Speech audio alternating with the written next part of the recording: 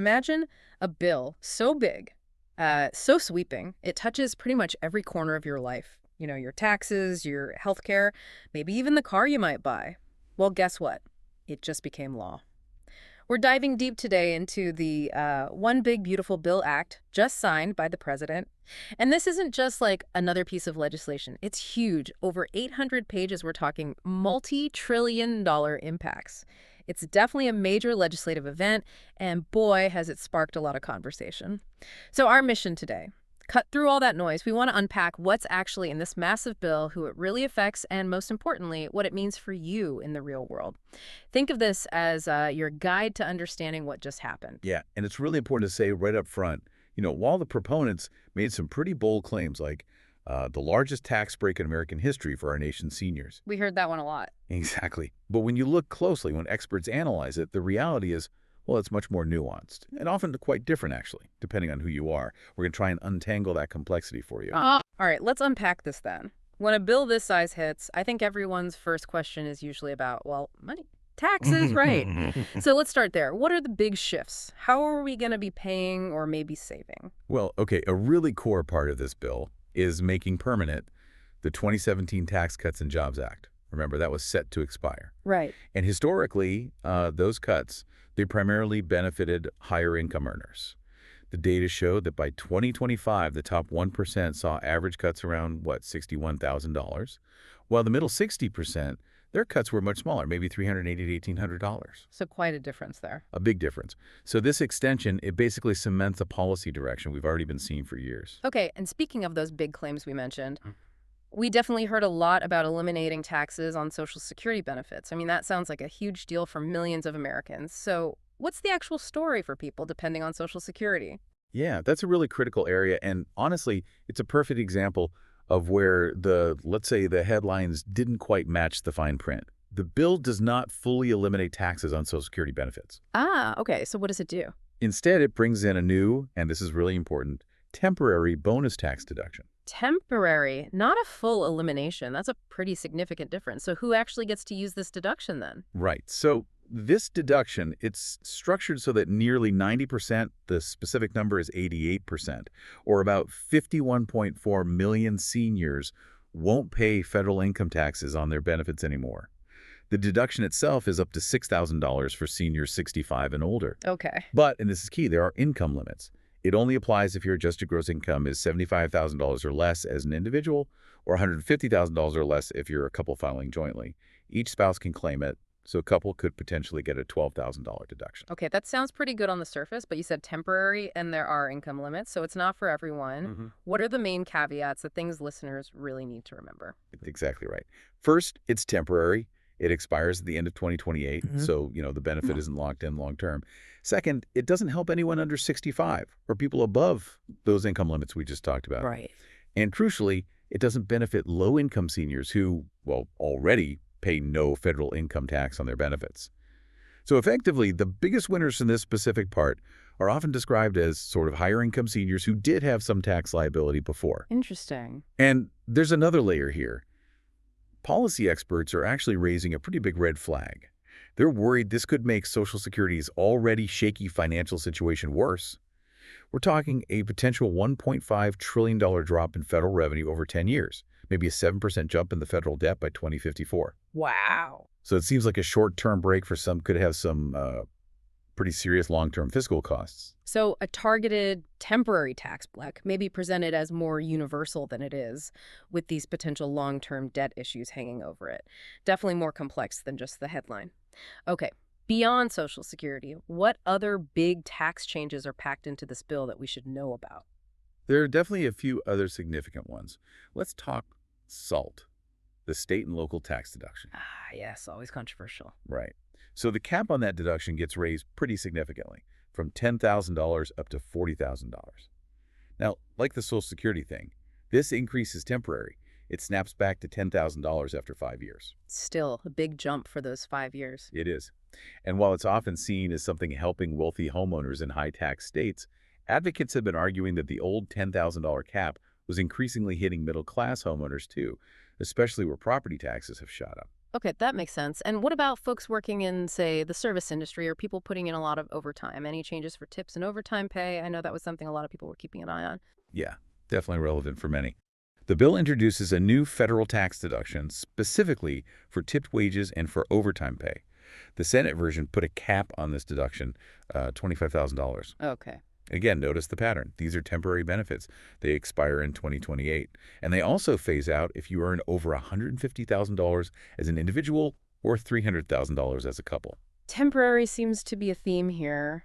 What about families with kids? The child tax credit is, I mean, it's a lifeline for so many households. It is. The bill makes the increase to the child tax credit permanent. It goes up to $2,200 per child from the current $2,000. Okay, permanent increase. That's different. It is, though an important detail from the Senate's version is that at least one parent needs a Social Security number to claim it.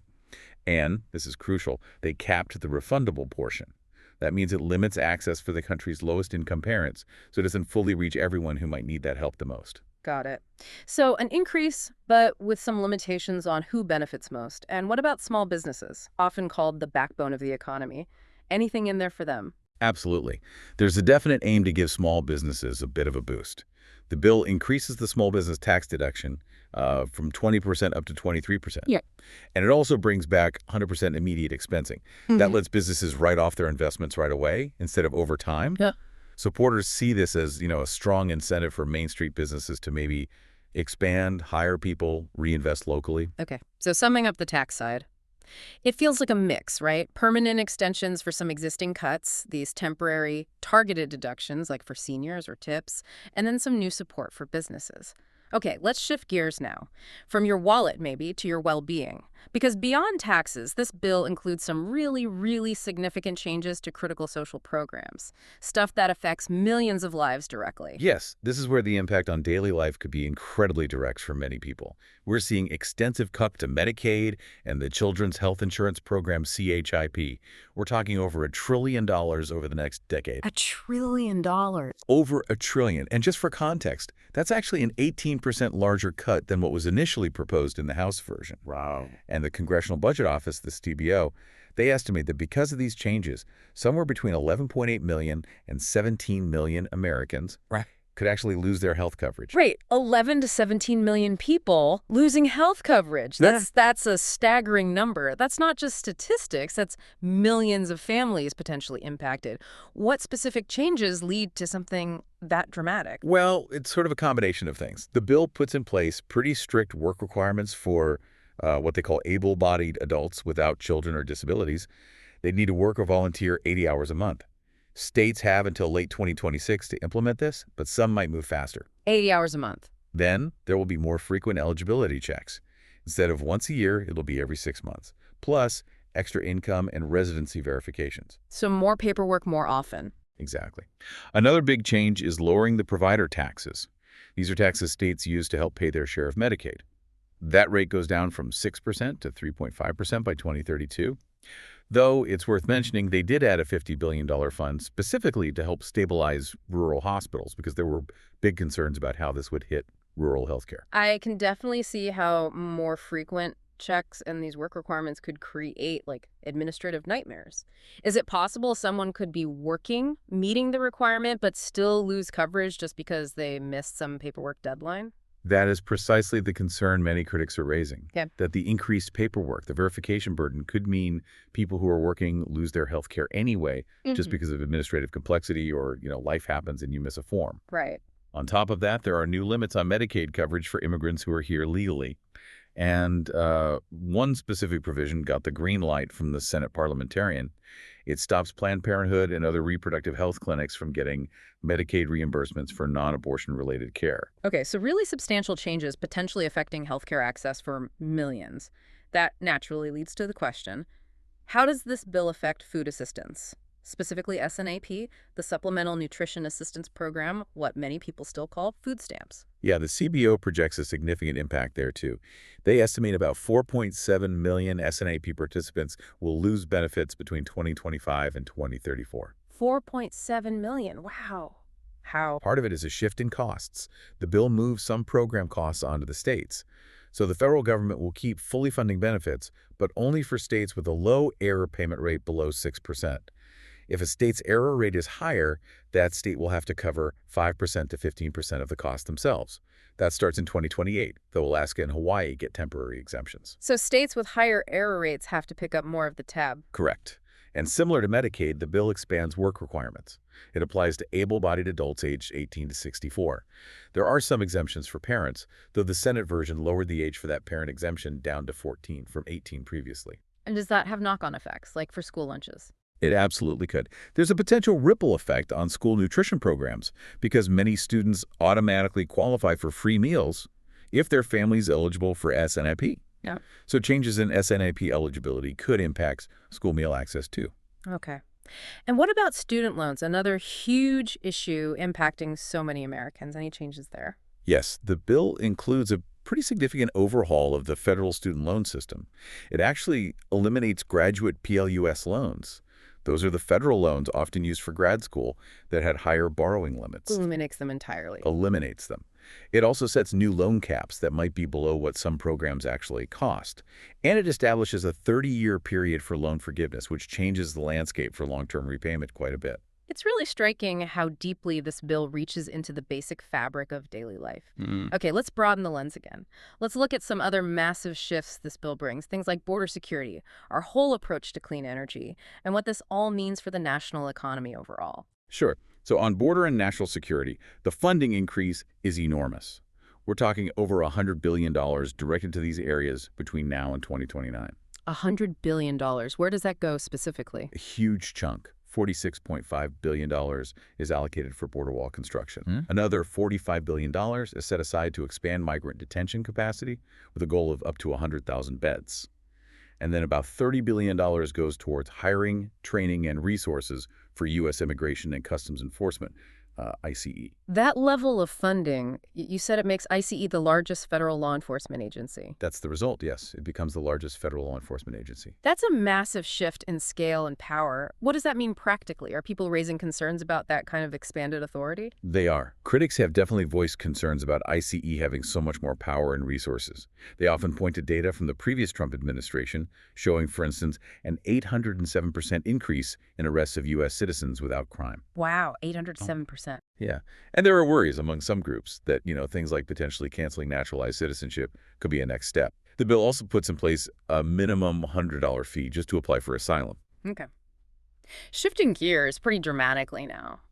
It's fascinating and maybe jarring for some how this bill takes such a different direction on clean energy. It feels like it could really reshape how we power our lives, our homes, our cars.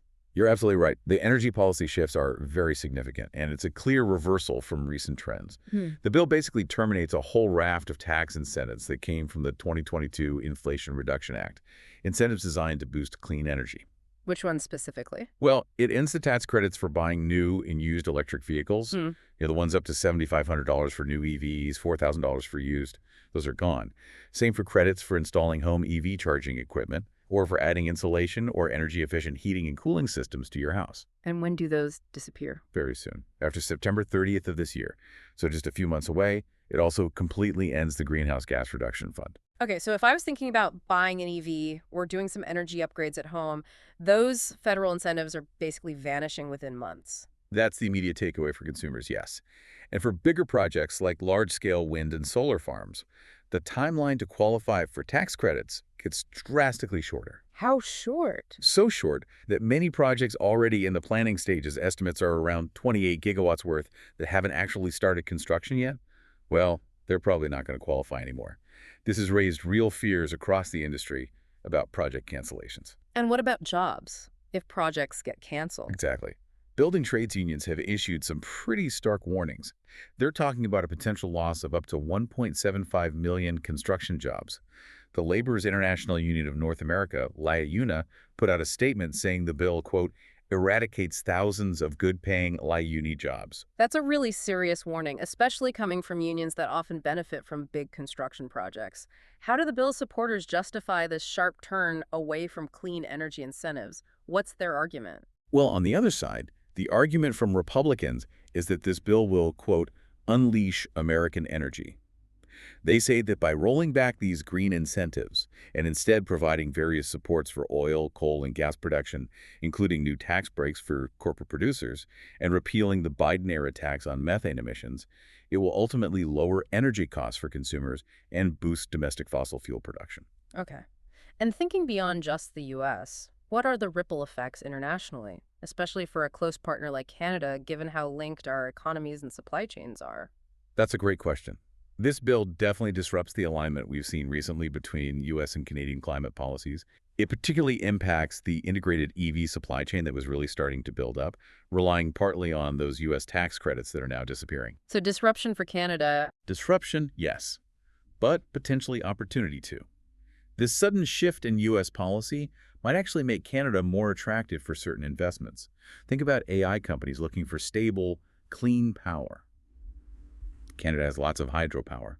Or, with the uncertainty around U.S. support, Canada might see a chance to build up its own domestic supply chains for things like solar panels or wind turbines. Interesting. Okay, let's try to connect all these massive pieces together. The tax changes, the spending cuts, the border funding, the energy shifts. If we look at the big picture, what does a bill of this magnitude mean for the national debt and for the overall economy that affects every single one of us? Well, the bill itself includes a provision to raise the debt ceiling by $5 trillion. That's up from the current level of about $36.2 trillion, which is already around 122% of our gross domestic product. Raising it by another $5 trillion. Yes, and the CBO estimates that the net effect of all the bill's provisions, the tax cuts and the spending, could add somewhere between $3.3 trillion and $4 trillion to the federal deficit over the next 10 years. Trillions more added to the deficit. What does that mean long term? Looking further out, the projections get pretty worrying. Interest payments alone on the national debt could climb to $2 trillion per year by 2034. That's a huge amount of money just servicing the debt. And the big concern there is that it could potentially crowd out spending on other essential things: education, infrastructure, research, defense, you name it. So less money available for other priorities because we're paying so much interest. Potentially, yes. And if you look at the overall impact on people's incomes, Yale University's Budget Lab did an analysis. They project that people in the lowest income bracket could actually see their incomes drop by about 2.5%, mainly because of the cuts to programs like Medicaid and SNAP. Meanwhile, the highest earners are projected to see their incomes rise by about 2.2%. So a potential widening of the gap based on these policies. Okay, this is a lot to take in. What does this all really mean for you, for the listener, as these profound changes start to ripple through the country? This one big, beautiful bill act, it really does seem to touch almost every part of American life, doesn't it? Your money, your health, the environment, security. Understanding these shifts feels crucial. It really is crucial because adaptation is going to be key. Individuals, families, whole communities will likely need to adjust to the effects of this bill in many different ways. How so? Can you give some examples? Sure, for people who might lose benefits, say through Medicaid changes, it means needing to figure out new healthcare realities. Maybe that's understanding stricter work requirements, or dealing with more frequent re-enrollment paperwork, or figuring out how to afford new copays. Right, navigating a potentially tougher system. Exactly. Same goes for food assistance. If SNAP benefits change or work requirements get stricter, families will need to adjust their budgets and plans. For people working in industries directly affected by these policy U-turns, especially clean energy, well, there might be a real need to adapt to job shifts.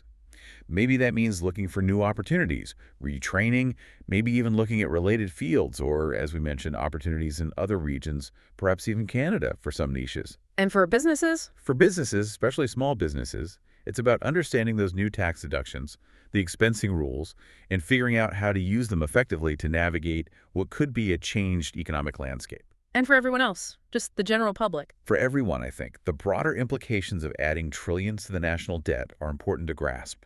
What does that mean for future government services? For overall economic stability down the road?